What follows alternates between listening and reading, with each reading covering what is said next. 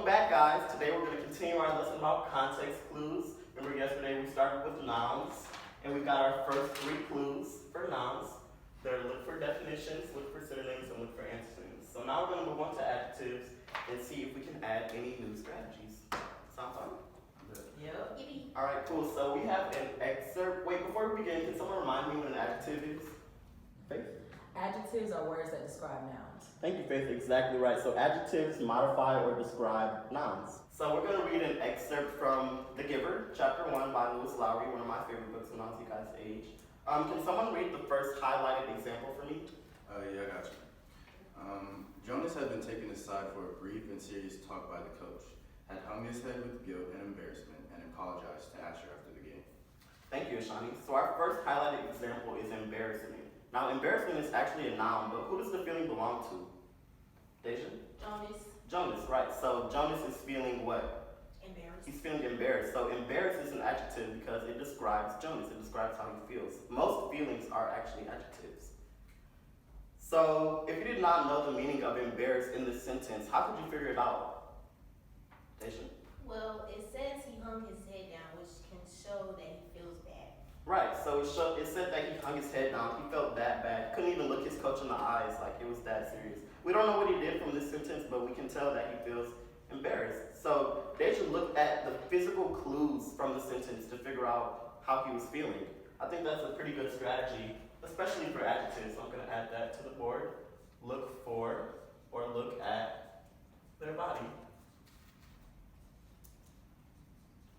So we're going to use another example and see if that example still applies.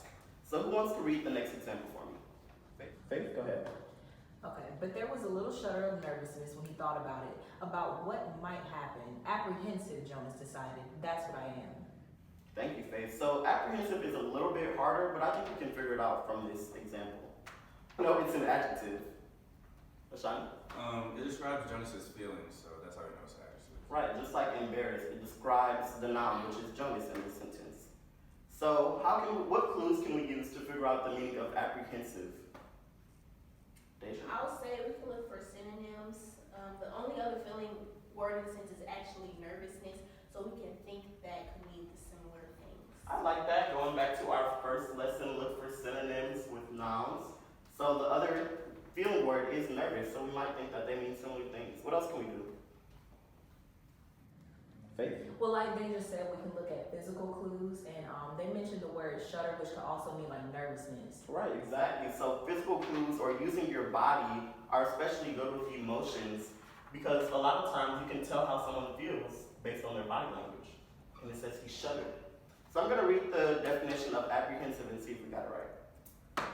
So apprehensive means anxious or fearful that something bad or unpleasant will happen. So it's a lot like feeling nervous. It's like you don't know what's going to happen next and you feel kind of nervous.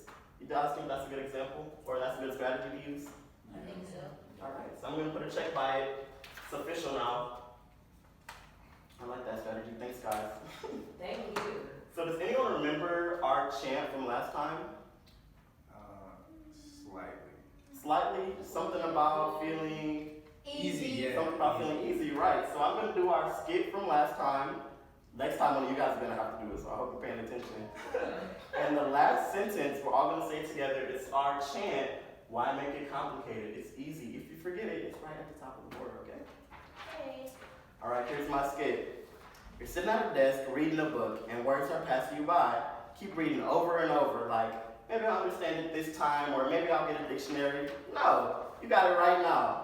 Context clues work before the word or after the word. Go talk to somebody right now. They ought to help you. You spend all day at school anyhow. Why don't you learn something that's going to help you in your future? All you got to do is pick up your pen and write it down. Why make it complicated? It's easy. Why make it complicated? It's easy. Thank you guys. Good job. Thank you.